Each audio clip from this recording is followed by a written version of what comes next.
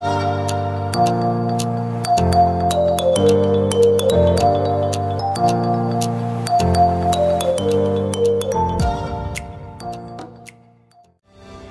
Kate, thank you so much for being on the Being a Human podcast interview. I have been wanting to have a chat with you on here, and finally you're here. So I'm super excited. Thank you so much for having me. And also, the title of this podcast is like the theme for my life. So I'm really excited to be here. Absolutely. And with that, the first question I want to ask you is, what does being a human mean to you? I'm going to say it means self-acceptance. Acceptance of all elements of what we are as human beings. So the acknowledgement that there's an energetic part of us, acknowledgement there's a spiritual part of us, and acknowledgement that there's a very human part of us. And that for me is what it means to be human, is acceptance of all things. You know, you're someone who I can talk about so many things, you know, not just business, not just health. And so we're going to try and cover as many topics as possible on this podcast for the next 60 minutes and see where this conversation flows. And for everyone who's listening to this conversation, this is definitely not scripted or structured, and we're just going to see how it all flows.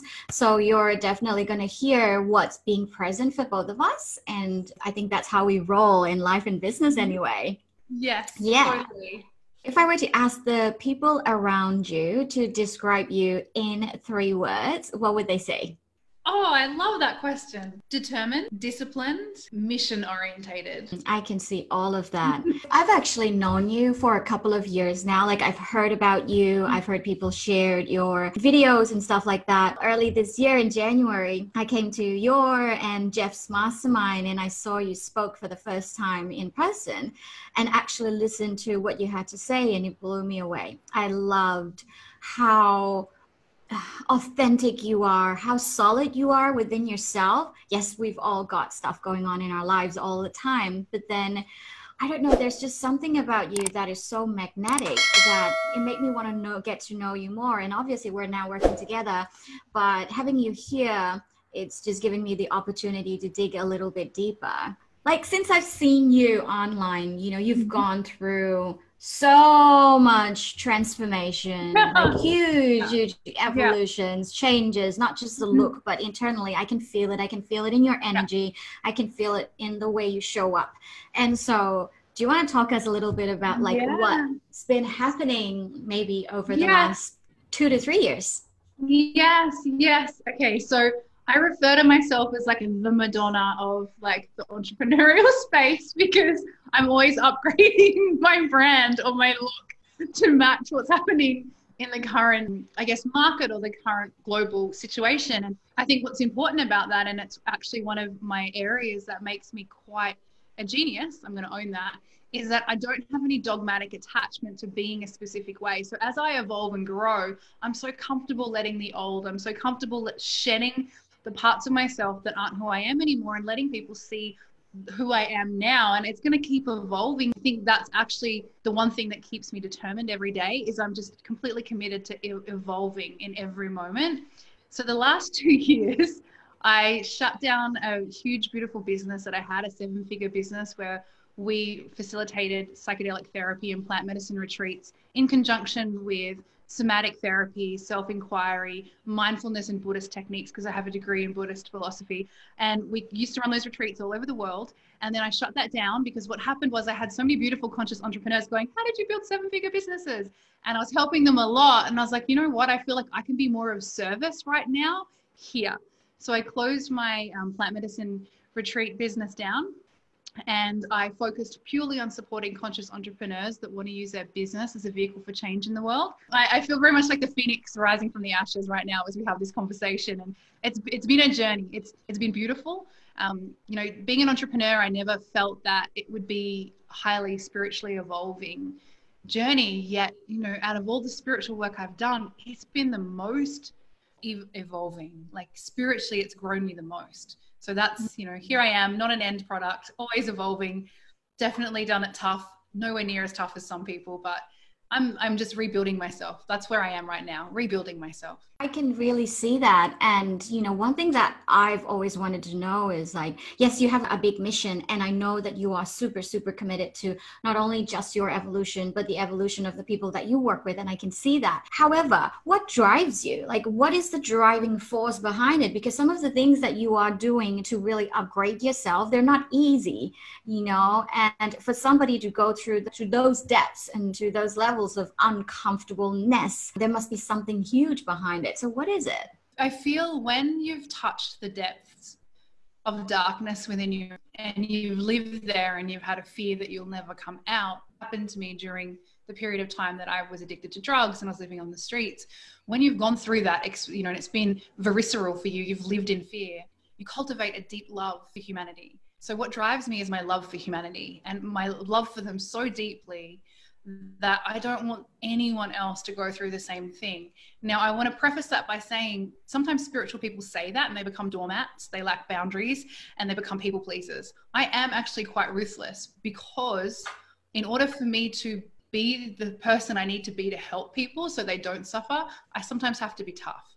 So it doesn't mean that my love for humanity makes me a wet blanket. In fact, it actually makes me stronger because I want them to experience their own sovereignty, because the experiencing of our own sovereignty is so incredibly freeing. I believe our birthright is happiness. So if I can free them from suffering, even one person, my job is done. It's done. I totally agree. Like I once wrote down, I was literally just doing it because I was bored out of my mind. And then I started like drawing these little dots and I was like, okay, this dot is this person that I'm fortunate enough to impact. And then this person goes back home and there are 4 people that person is connected to, and there are 4 more dots. And if those 4 more dots, which is 4 more people, are impacted by that person's transformation and they're slowly going to transform, and those 4 more people will be connected to 4 or 5 more dots. And as I started doing that, I'm like, oh my God, this work is huge. This work is so important because as I go through my own transformation, I started to see things that I've never seen before. I don't know about you, but it makes me feel like this little kid or this monkey with a coconut. And it's like, oh my God, everyone needs to know about it. Everyone needs to feel this feeling of freedom and liberation. Like when you liberate yourself from all these chains that is holding you back from your genius or your potential. Yeah. So much. Yes. I feel like the thing that I just want every human in the world to have so much is just the freedom to choose what they want, because everyone's idea of happiness is different. And that's okay. I'm in celebration of our differences. But if every human being had the right to choose how they want to live their life, then I would die a happy human. But the thing is, a lot of people, as you probably know, they feel that they don't have the right to choose.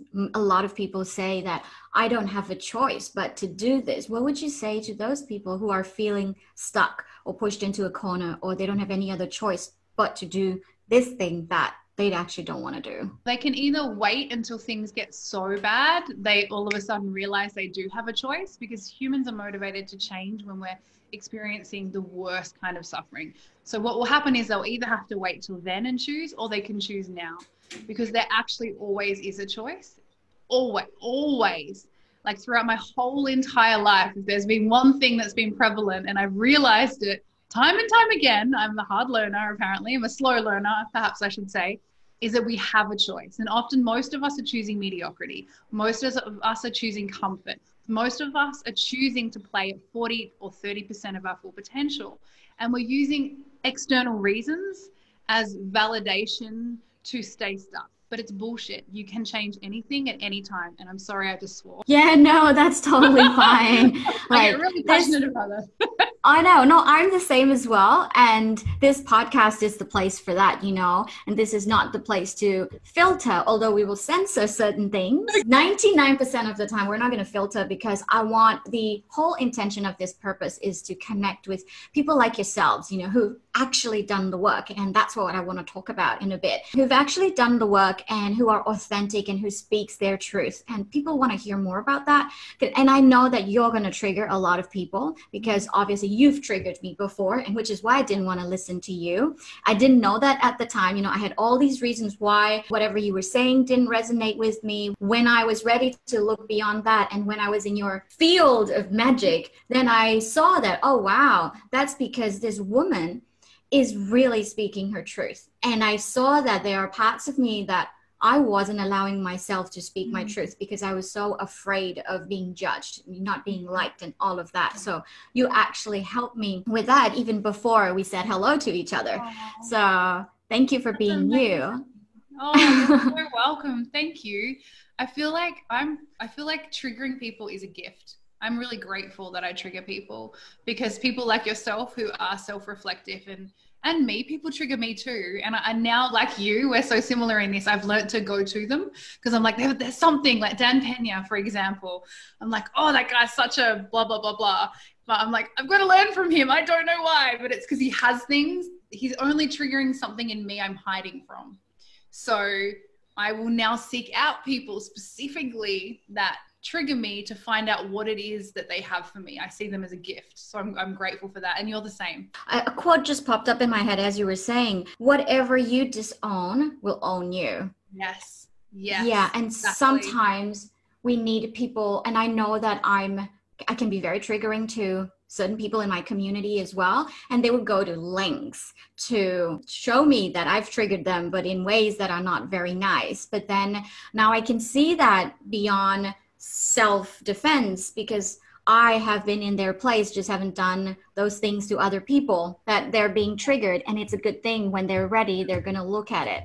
Yes. So that's the question that I want to ask. And I'm not saying this to attack anybody or smear anybody's name, but as the personal development industry grows bigger and bigger, as we all know, in both spiritual and personal development, we see a lot of people who are teaching and saying things, but are not embodying those things, haven't really integrated that yet. And for me and for you, which is why, you know, we're in the same community, and which is why I'm also learning from you, is I believe in embodiment, and that's something that you do so very well. But in order for us to be able to embody what we're speaking and what we're sharing and who we are being right now, from my personal experience, I've had to go through pretty challenging transformations. Not rah, I've changed. They can be really intense and horrible at times. And I know that you've gone through those kind of personal transformations as well. So whatever you feel is relevant for us right now, can you share, like, what are the moments, like really challenging moments that you've gone through in the process of evolution and transformation? And how did you come out of those moments? Yeah, great question. Thinking that there's been a few. The defining moment, if I really think about it, is as a child, like, it was one series of struggle after another. I never felt like I fitted in. My father was emotionally and psychologically abusive. You know, he used to nickname me Gunner. And in Australia, like, you probably know this, Gunner means going to do something. It's like colloquial slang. And so he'd be like, Kate, gonna do this, gonna do that, will never do anything. And so his whole premise of calling me that, and what he clearly communicated to me, was that I would never amount to anything, that I had all these fantastic ideas, but I've never actioned any of them. So that period of my life, from, you know, birth to really about 16, 17 years old, where I completely went off the rails, I just felt empty. I felt like I could never be enough. I was never pretty enough. I was never smart enough. I was never going to be enough for my dad. And all I wanted was his acceptance. Eventually I realized it wasn't his acceptance that I wanted. It was the acceptance of myself. And that was beautiful. But there was a bit of a piece in between. Yeah. That whole period was difficult. And I'm making a mini documentary, which is really cool, for a launch of a rebrand. And I had to speak about that period of my life, and I felt I was actually getting a little bit upset because it's still obviously in my cells. That led me to go on to a path of destruction. I got married at 18 and I joined a cult. You know, as you do, right? Because I was looking for love, validation and approval, and that's what they gave me, love, validation and approval. Then I realized that their teachings were incongruent. They were telling me that God is love, yet they hated half of the world. And I was like, oh, this is a problem. This seems a little off here. So I packed my bags in the middle of the night, and my mum came and picked me up, and I escaped, because I wouldn't have been able to consciously choose to leave. And I guess maybe that's why I'm such a stand for people having a choice. So I had to escape, and they stalked me for a while. And then I tried to bury all of my pain in drugs and alcohol and all of the things that people do when they live a rock and roll lifestyle. And I ended up with a meth addiction, living on the streets in Auckland. I was on the streets for about 6 months. And that was definitely where I saw things and I experienced things that I never even imagined possible other than in a Quentin Tarantino movie. It was full on. And the only thing that pulled me out of that was my dad had terminal cancer. And so I came home and he passed away, but I was lucky enough to hold his hand while he passed away. And that moment faced me with my own life expiry. I'm going to die too. And I realized in that moment, if I continued down the path I was on, if I continued smoking meth, if I continued hanging around with people that were not good people, that eventually I would be where he is right now much sooner. That then changed the course of my life. I made a decision to take responsibility, no matter how hard it was, for every single thing that happened in my life. And I went to uni. I went on a massive path. I worked with plant medicines. I looked for every single way to heal myself and to stop my own suffering, with the intention to heal and stop others' suffering. As I was listening back, there are so many things that I'm taking away. And I just want to share what I've taken away from your story. You know, all of us have gone through or are still going through a certain level of challenges in our life. Some are really bad, some are not so bad, but for us, it's all real. Doesn't matter what the degree is. And I see two types of people. One type of people, the group is they stay victim. They blame everything and everyone else around them, and they continue doing that. And the other group, which you're part of, is, you know, the group that looks at all these life events and takes lessons from it, breaks that cycle, and use those challenges as an opportunity to not only transform yourself, but also touch the lives of the people around you. And that's what you've done. And that started with a very simple thing, which is a choice, right? You just made a choice. You just made a decision. But then after that, you stay committed on this path. But that's what I wanted to ask. I have had those challenges in my life as well. And I made a decision to transform my life, and I started making changes.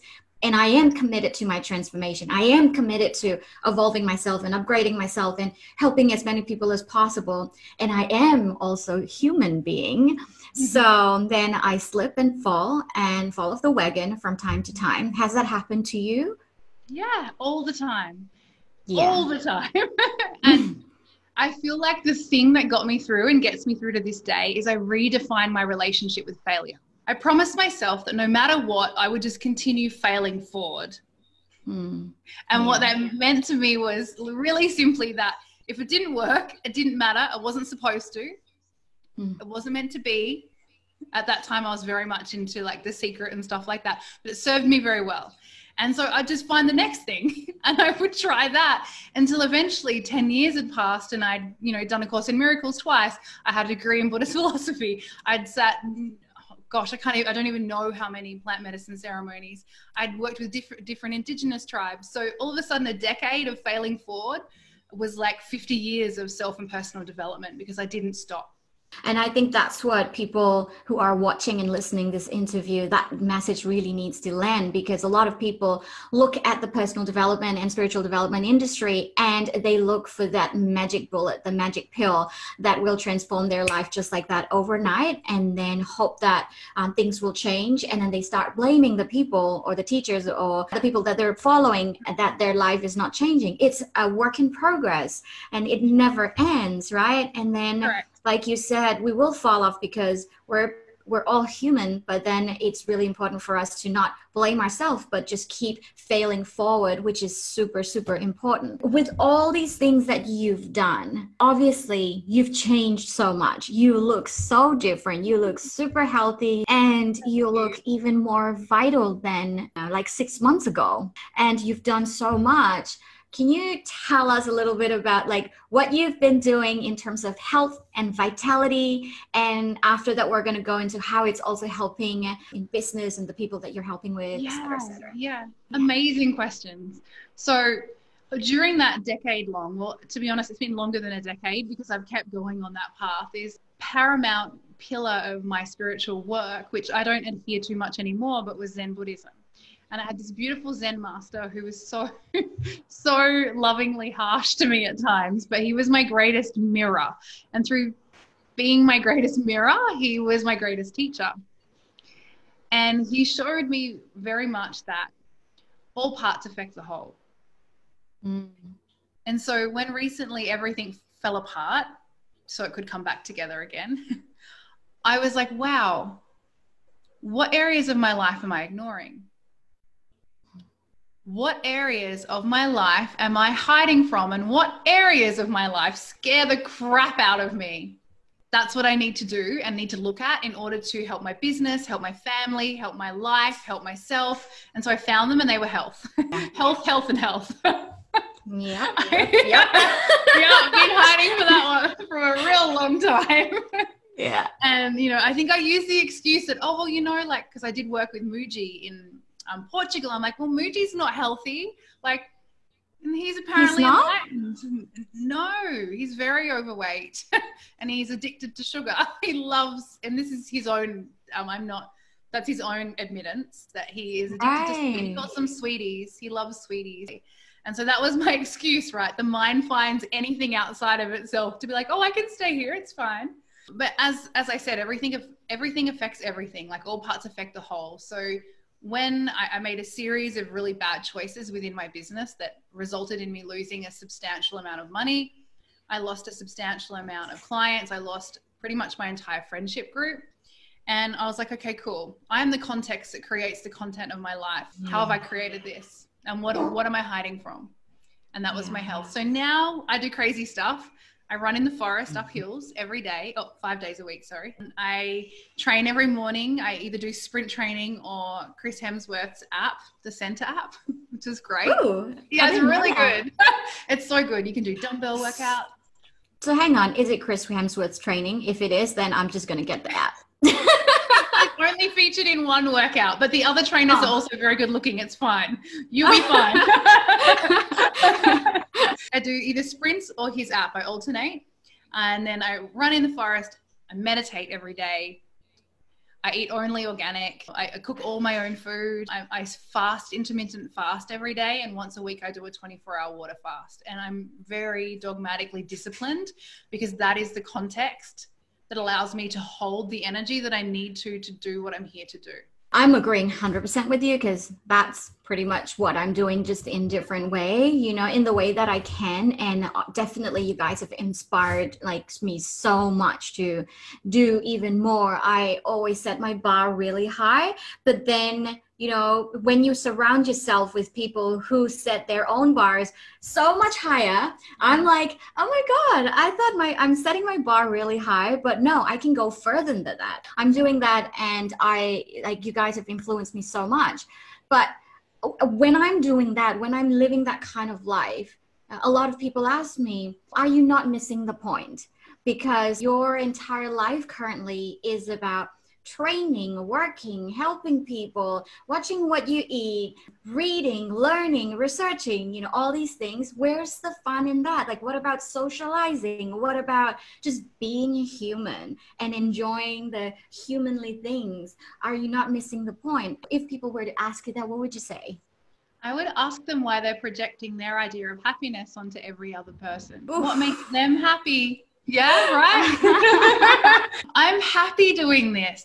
I have never been happier. This is my idea of being human, is exploring being superhuman. Like, can I actually be superhuman? Can I be ultra human? This is fun for me. Going out and socializing is not fun. I'm introverted. I do not like it. I like a very small group of friends. That's it. No, I mean maybe three, and I'm good with 3 friends. Like, me too. Right? Like, it's sweet. We're sweet. We don't need all that other stuff. I get their intention, yet they're just trying to put our idea of happiness into their box. And that's only causing them suffering because I'm quite happy. But yeah, I get that question a lot as well. And you said something about your life falling apart recently, where you lost your friends, group of people, your business, all of that, because you weren't focusing on the health. But let's talk about the health part in a bit. But, I feel that when our life is falling apart, that's like a great opportunity for us, because that's the moment where we're literally stripped of everything that we think we're made of, and we're being presented with an opportunity. But is that always the case for people? Do you think that that's like a spiritual shitstorm, or the spiritual awakening that people experience? Or do you think that that's like their internal saboteur coming out and sabotaging whatever good is going on in their life? How do we have discernment between those two? Even if it is a saboteur, once they notice it, it becomes an opportunity. So sabotage is also an opportunity. If it's falling apart, it's only as above, so below, as within, so without. So outside of ourselves, if things are a chaos, it's only reflecting the chaos within. Whether it's sabotage or not, the key is to actually identify, I'm creating this. I'm sabotaging. What's the opportunity here? So once we notice that we're presented with an opportunity, do we keep repeating it, or do we find a way to work through it? What do you think are the 3 common mistakes that people do that sabotage their life, their business, or whatever good that's going on in their lives? Like a perpetrator, victim, making someone else a perpetrator. So the minute we make someone else the reason for our failure, we've lost. They own us. In that moment, we belong to them. And that's a very dangerous position to be in. So I guess, perpetrator, victim would definitely be one. I feel like that's actually the most common in our industry and space. The next is like egoic, dogmatic attachment to being right and controlling everything. So if they're more committed to control than growth, they're in trouble. Third thing, when they're more committed to drama than growth, they'll create drama. Whether it's perpetrator, victim, whether it's all of a sudden my car breaks down and all the money I was going to invest in my business has to go to my car, they'll create all of things. So being committed to drama, being dogmatically attached to control and playing the victim. So being committed to anything more than growth is what people will, and that'll manifest in different personalities and different realities in a different way. But ultimately it's when one is committed to something else other than growth, they will sabotage themselves. I really, really, really love that. And what I've been experiencing in my life recently is, there's a situation that I don't really like that's showing up in my field. And I'm looking at that and I'm like, why is this happening to me? I'm starting to feel like a poor little victim. And then I realized that was what I was available for. I'm actually creating space for that to come in because I was committed to that drama without me realizing, because of the wounds that I have had since I was young, which I didn't know. And now that drama actually helped me to see. And so now I'm like, okay, that's it. I'm no longer choosing that. I'm no longer committed to that. I'm no longer available for that. And I'm closing off that chapter. But I think that kind of work requires constant self-awareness, doesn't it? Yes. Absolutely. And one of my first mentors who, there was a team of, do you know Ram Dass? There was Ram Dass and Ram Giri. And so I worked with Ram Giri first, and Ram Giri has passed on to the other realms at this moment. And so is Ram Dass, actually. They both passed. But he said to me once, he said, Kate, this is Earth School. He's like, and if we look at it that way, if we look at it that we're in the constant state of observation and learning, life will be a way more different experience. And at the time I didn't quite understand, but as I've gone, if I look back over my life, that's kind of how I see it. This is Earth School. I'm at Earth University. Like it's graduating from one subject to the next, really. Amazing. All right. So since we're in the Earth School, let's talk about a different subject. Let's talk about business, because that's also something that you are so good at. You're helping people make lots of money, build businesses, but more of like conscious businesses that actually helps other people, conscious brand. I can see that you're really stepping up into that area even a lot more now, given the current situation, because a lot of people livelihoods are getting affected with the pandemic that's happening. And so can you tell a little bit more about like how you help people and what you're doing in that space? Yeah. We really work with people that want to use their business as a vehicle for conscious change in the world. That's the bottom line bar. If you're not interested in making conscious change, I'm not available for you to work with. It's very simple. And then the flow-on effect of that is we help people create movements, because movements create conscious change. Once we've created a movement, I support them into monetizing the movement and then scaling the movement. If you think about, for example, and it doesn't have to be this, and I'm not for or against this, I'm not making a political statement, the feminist movement infiltrated gender rights and equality in the whole world. And then there's been different movements throughout history. You know, we've got the Black Lives Matter movement. You know, they're infiltrating and they're making a change in our culture. So what we really help people do is, out of their message, which is them, their medicine they bring to the world, we're helping them create movements so they can infiltrate the culture of the world, so we can start to create conscious change and evolution for humanity. That is so important. And I'm sure you see this all the time, because I hear this all the time in my community. A lot of people come to me and say that, hey, I want to start a business. This is a great time for us to pivot and turn our traditional brick and mortar business into an online business, because everyone's going online, et cetera, et cetera. And then they're all well and good preparing and starting and doing all of that. The moment it's about conversation about money, they get stuck. They get stuck. Yeah. And especially in the conscious business, because it's about helping people, right? And if it's about helping people, you shouldn't be charging money, or I shouldn't be charging money, or I shouldn't be charging that much, or, you know, all that stories that you've heard before. A load of crap. So, I agree. However, that's just like so ingrained in all these, like, it doesn't matter which culture we're from. I think all of our cultures have that, because I see that in all these people from all over the world. What is with that? Like, why are people so triggered about money? I feel this is a rabbit hole. It's such a rabbit hole. The spiritual community aside, I feel like as human beings, we've associated money with survival. And the minute we associate anything with survival and we start acting from survival instincts, we start to highlight the dark, shadowy parts of ourselves. And then we can start to hurt others, and we'll do things that aren't necessarily what one would perceive as human for the greater good of survival, translation to get money. And so this has happened a lot throughout history. You know, we've looked at, you know, the colonizers, like specific, you know, European countries going into other countries and, you know, completely dismantling them, raping, pillaging, all for the name of, you know, conquering the country. But ultimately it was money and power is what they were after.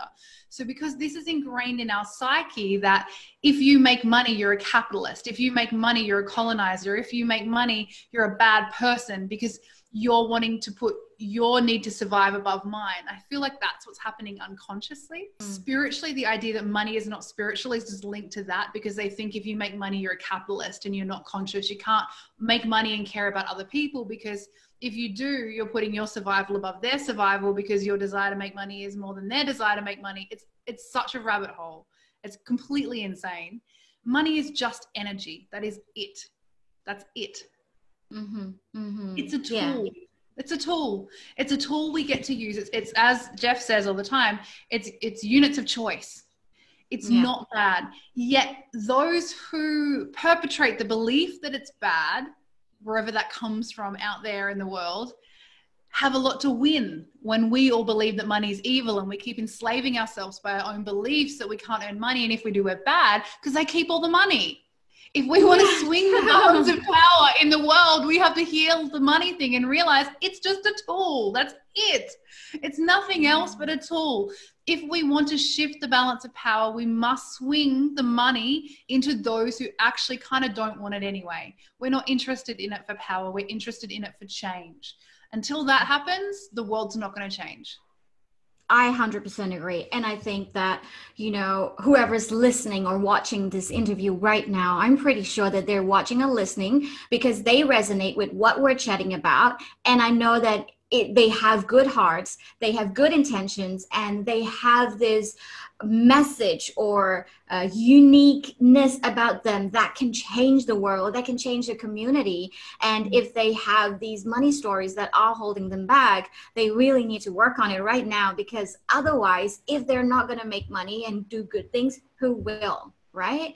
And yeah, exactly. And that is Super, super important. And So you're so right. Oh my gosh. Sorry, can I just add, like, you're so right. Because if we don't, they will. And they've done it for centuries. So if we want to continue on the capitalistic, money grabbing, like, world that we're in that will harm other people to get money, if we want to live in a society where violence, rape, where peace is something that's foreign, where people are manic and in psychosis, if we want to continue to live in that, awesome, let them keep having the money. If you want to shift it, start healing your money story and start making money so you actually have units of choice, not just for you, for the whole of humanity. yes. And I think, please don't hate me for saying this. I could be wrong. And if I am, please forgive me. But, being originally from Burma and there having a lot of Burmese audience on this podcast interviews as well. Burma, and I'm not talking about religion, but the majority of people are Buddhists. And the belief of a lot of Buddhists is that you should want a lot, because if you want a lot, if you want more than what you have, that's greed. Mm-hmm. And so that is also ingrained in a lot of us, that if we want more than what we have, that's mm-hmm. greed. And therefore that equals you as a bad person. But right now, the world needs a lot of good people more than ever. And I think it's time for us to really redefine what it means to be a good person. Yes. And so please don't hate me by saying this. I know that that's one of the precepts of Buddhism, right? It's one of the guidelines. And what it looked like to be a good human in Buddha's day is very different to what it looks like to being a good human right now.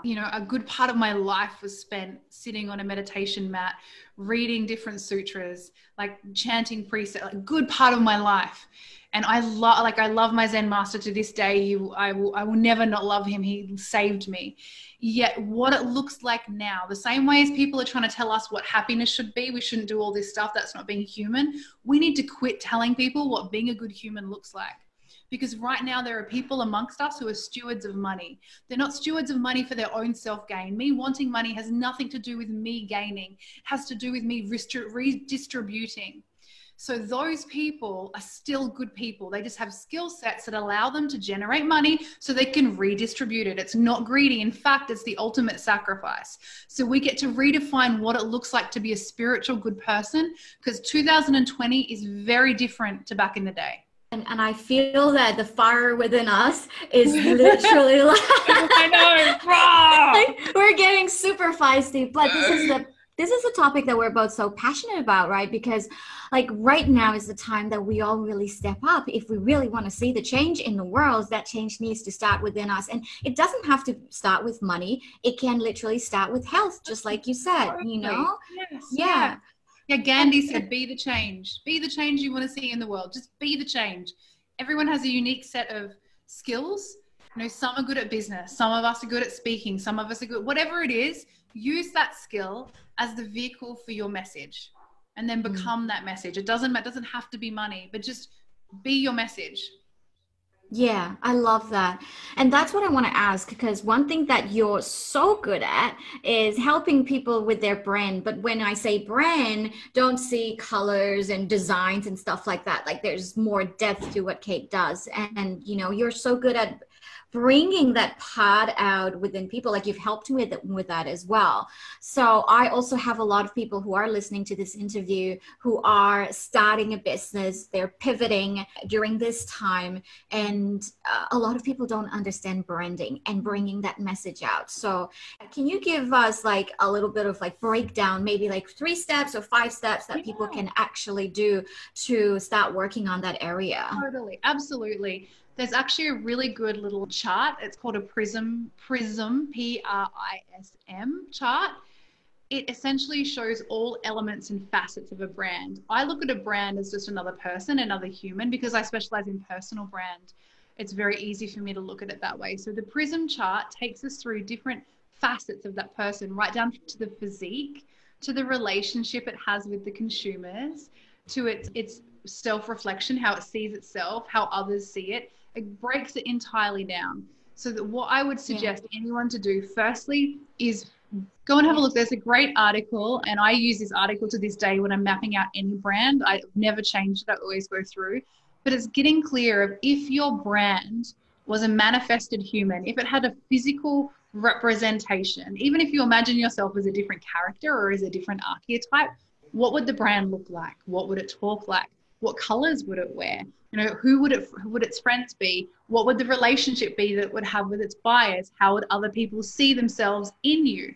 How would you make other people feel? Like literally, I did a brief stint studying theater and method acting, Chekhov. And when we were like breaking apart characters, we would pull it all apart. You know, what are the little idiosyncrasies of the character? What are the mini gestures, the facial gestures? I do that with my brands. So I do exactly the same thing. I pull it all apart. What are my brand's values? How does my brand talk? What does my brand do when they're angry? How do they like all of it? So treat it like a person. Do a character analysis and do the prism chart. And I will give you a link and you can just send people to the prism chart. It's very, very powerful. As you're saying that, what came up in my head was, I think that was probably early this year. I was doing breath work and I'm also in the process of rebranding my business, and I want to see my business a little bit more clearly. Obviously, when I started my business 6 years ago, it was my baby. You know, it was Arabella's little baby, and I've treated it that way, and it has evolved so much since then. And so now I know that I need to look at it and treat it in a very different way. I just didn't know how. So I was like, okay, my intention for this breath work is to actually see that and have that clarity. And so I went in, and then I've never had that experience before with business. I actually literally started seeing light in my heart, and there was like light coming out of my heart. And then there's this thing, it was almost like, what do you call it? Hologram, like from Star Trek? Yeah. So this light came out, and then something was started like rotating in front of me. And I was like, what is that? And I started seeing a DNA strand. And then there was this voice in my head that was super clear, like, that's your business. But the feeling that I got was that it's no longer my baby. It was a part of me, and it is always be a part of me. Now it is its own entity. It is its own DNA. It is its own consciousness. And now I am the custodian of the business. And so it's like, what am I going to do for the business? Because this business has its own vision and mission and what it's going to do. Yeah. And so I'm literally employed by this entity. And that's how I'm treating it up until that point. And so since you're the expert in this area, is that the correct way of looking at it? And I know a lot of people don't see it that way. I think that would be a good way for people to look at the business as well, if it's like linked to the personal brand. Yeah. What do you think? Yeah, 100%. So for me, the business is an organism. It's an adult version of my child. So it's no longer my baby, but it is something that has been built in reflection of me. And it's directly linked to the message that I'm here to bring through, but I'm a steward of that message. Like, I'm a steward of that business. It's its own entity, its own force. So I'm just to manage and navigate and work with the direction of that force, because that force doesn't have hands, legs, and a mouth and a voice. I do. But ultimately, it's an energetic force that is here to deliver a specific thing for this time. And as you know, we're at the dawn of the age of Aquarius. Like, that's the era. So I believe we all incarnated here for that specific thing. So with us came that energy. So now it's a physical thing. It is an organism outside of us. And we're just to steward it because we have the bodies. Because it can't do it by itself, right? That's why we always say, like, use our body as a channel, use our body to actually create that change. But that whatever information or message that's coming through is from that entity, from that consciousness, which is our business. So now that we're coming nearly to the end of the interview, I just want to wrap up everything that we discussed, because we talked quite a lot, today. Like, we talked about your story, which is really, really profound, because as you're sharing that, I could feel that within me, what you went through and how you came out of it, and the power and the courage that you had. We also talk about your personal transformation and evolution throughout the years, how you've studied with all these different teachers from all over the world for you to be able to do what you're doing right now. And also we talk about like your transformation with health and how you're helping people in business. And so to tie it all up, when you said all parts affect the whole, I'm like, whoa, that is so powerful.